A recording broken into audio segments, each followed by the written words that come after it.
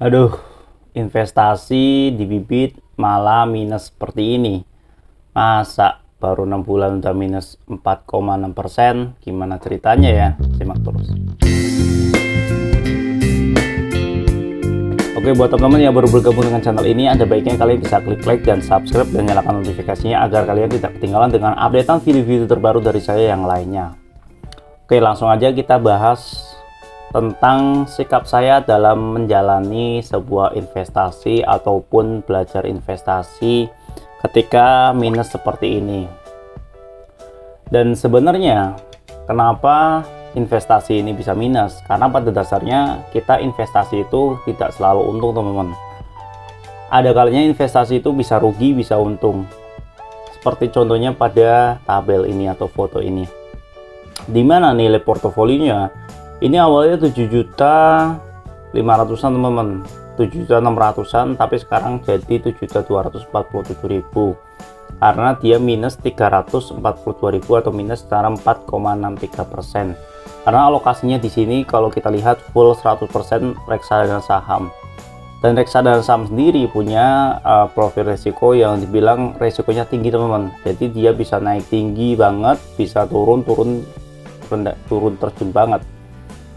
Untuk rata-rata income ataupun rata-rata kenaikan dari reksadana saham itu biasanya antara 10-15%. Tapi kalau untuk turun bisa lebih tajam lagi tergantung nilai perekonomiannya itu seperti ini, teman-teman. Kalau ekonomi dunia lagi nggak baik-baik aja seperti sekarang ini, maka ya akan terjadi seperti ini. Kalau untuk portofolio saya di bagian reksadana saham juga saat ini masih minus, teman-teman. Kalau kita lihat saya sudah mengalami minus 289.000 atau minus 1,97%. Nah, sikap saya gimana dalam menyikapi hal semacam ini, teman-teman? Kalau saya pribadi, saya nggak ambil pusing karena tujuan saya berinvestasi di bibit ini untuk jangka long term ya, ataupun jangka panjang, dimana di sini akan saya masukkan sebagai dana pensiun. Karena dengan dana pensiun berarti dana ini akan gunakan untuk jangka waktu yang bisa dibilang 20 tahun lagi, teman. Saya ingin pensiun di usia mungkin 50 tahun ya.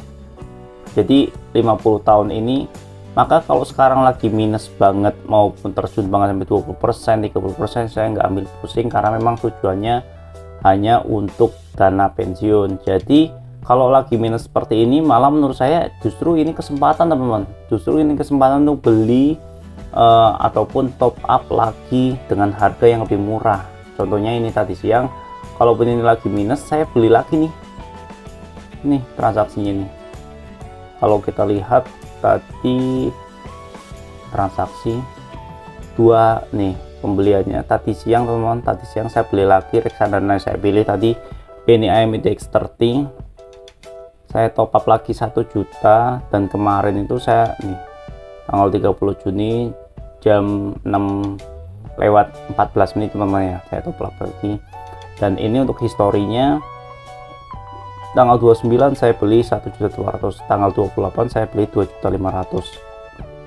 Reksadana yang saya pilih ya kayak gini, teman-teman. Jadi saya nabung ya tipis-tipis aja, kita nabungnya 1 juta, 2 juta, kalau ada dana lebih ya 2,5 juta, 1 juta. Ini saya nabung nyisihin aja, teman, nyisihin untuk misalkan sisa uang gaji kayak gitu ya. Kalau ada proyekan ya beli-beli saham lah. Jadi menurut saya nabung itu perlu, yang penting ditargetkan untuk target yang jelas gitu, teman-teman. Maksudnya gini, ketika kalian pilih reksadana saham ya kalian harus, ini tujuan untuk keuangannya di atas 5 tahun ya, lebih bagus sih kayak gitu. Kalau tujuan keuangannya di bawah 5 tahun, kalian bisa pilih pasar uang ataupun obligasi gitu, teman-teman. Jadi intinya kesimpulan dari video ini, sikap saya dalam menyikapi investasi yang sedang turun seperti ini, menurut saya nggak masalah, teman-teman. Nggak ada bedanya, nggak ada pengaruhnya banyak menurut saya.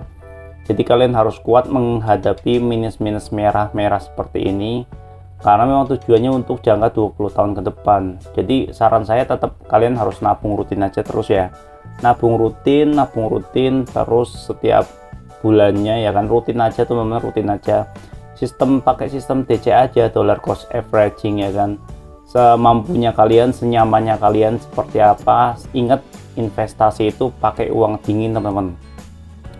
Misalkan gaji kalian sebulan misalkan 10 juta nih, budgetin aja 10-20% untuk investasi, mungkin 1 juta atau 2 jutaan kayak gitu teman-teman ya. Jadi investasi itu tidak mengganggu kebutuhan bulanan kalian masing-masing. Jadi jangan sampai kalian gajinya 10 juta tapi nabung sampai 6 juta misalkan, nah itu keteteran nih untuk kebutuhan bulanannya itu lain-lainnya. Yang penting kalian harus tahu dulu ya mengalokasinya gaji kalian itu seperti apa. Kalian sudah harus tahu tentunya untuk cara mengatur keuangan kalian masing-masing seperti apa ya. Dan yang paling penting, untuk sebelum investasi kalian harus punya dana darurat teman-teman. Dana darurat digunakan untuk dana dalam kondisi darurat yang tidak ingin kita inginkan teman-teman. Oke, kira-kira cukup sekian video kali ini. Saran saya tetap nabung rutin aja, jangan tifulin, maksudnya serok tipis-tipis ya kan, rutin aja, rutin setiap minggu. Yang biasanya kalian nabung rutin per bulan 2 juta misalkan atau 3 juta, ya sekarang dibikinlah 500.000 atau 1 juta, dibikin kecil-kecil aja teman-teman. Jadi suatu saat tiba-tiba jatuh kayak awal-awal COVID itu, kalian bisa nabung beli sebanyak-banyaknya, seperti itu sih teman-teman. Oke, kira-kira cukup sekian video kali ini. Dan buat kalian yang ingin coba daftar Bibit, ingin nabung di Bibit, silakan kalian bisa pakai kode referral saya yaitu Mas Yunas. Semoga bisa bermanfaat, kalian akan dapat 25.000. Cukup sekian video kali ini. Wassalamualaikum warahmatullahi wabarakatuh. See you next video. Bye bye.